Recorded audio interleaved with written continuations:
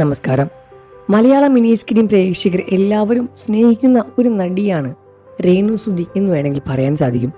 കാരണം സുധിയുടെ മരണശേഷം രേണു സുധിയുടെ വളർച്ച ചെറുതൊന്നുമല്ല. പ്രേക്ഷകരെ ഞെട്ടിക്കുന്ന തരത്തിലാണ് രേണു സുധിയുടെ വളർച്ച.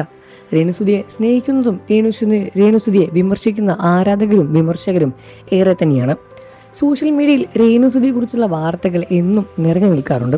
രേണു സുധി പറയുന്ന ഓരോ കാര്യങ്ങളും സോഷ്യൽ മീഡിയ വഴി വലിയ രൂപത്തിലുള്ള റീച്ചും ലഭിക്കാറുണ്ട്. അതുകൊണ്ട് തന്നെ രേണു സുധിയുടെ വാക്കുകളെല്ലാം തന്നെ സോഷ്യൽ മീഡിയയിൽ പെട്ടെന്ന് വൈറലാകാറുണ്ട്.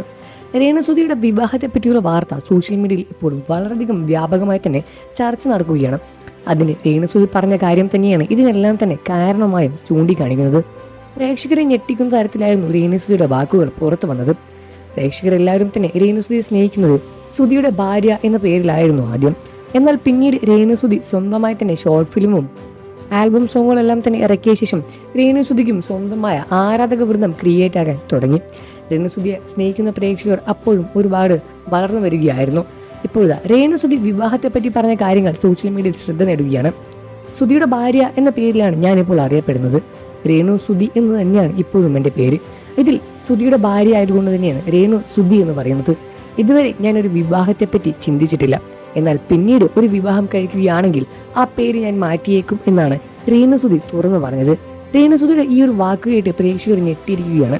കാരണം സുധിയുടെ ഭാര്യ എന്ന പേരിൽ അറിയപ്പെട്ട് ഇത്രത്തോളം പ്രശംസ നേടിയ താരം പിന്നീട് വേറൊരു വിവാഹം കഴിക്കാൻ പോവുകയാണോ എന്ന ചോദ്യം വരുന്നുണ്ട്. എന്നാൽ അങ്ങനെ വിവാഹം കഴിക്കുന്നതുകൊണ്ട് എന്താണ് കുഴപ്പം എന്ന് ചോദിച്ചും ഒരുപക്ഷം ആളുകൾ വരികയാണ്. സ്വാഭാവികമായും ആ സ്ത്രീയെ വെറുതെ ജീവിക്കാൻ വിട്ടുകൂടെ? ഭർത്താവ് മരിച്ചാൽ പിന്നീട് ഒരു വിവാഹം കഴിക്കാൻ പാടില്ല എന്നൊക്കെയുണ്ടോ? അങ്ങനെയെല്ലാം ആരാണ് പറഞ്ഞിരിക്കുന്നത്?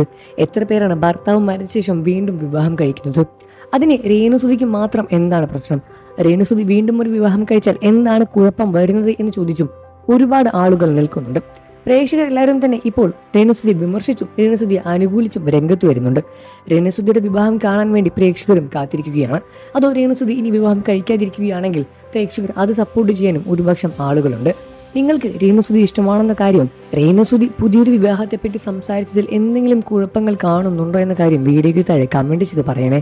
വാർത്തകളും വിശേഷവും എത്രയും പെട്ടെന്ന് അറിയാൻ നമ്മുടെ വീഡിയോ ഒന്ന് ലൈക്ക് ചെയ്ത് ചാനൽ ഇപ്പോൾ തന്നെ സബ്സ്ക്രൈബ് ചെയ്ത് സപ്പോർട്ട് ചെയ്യുക.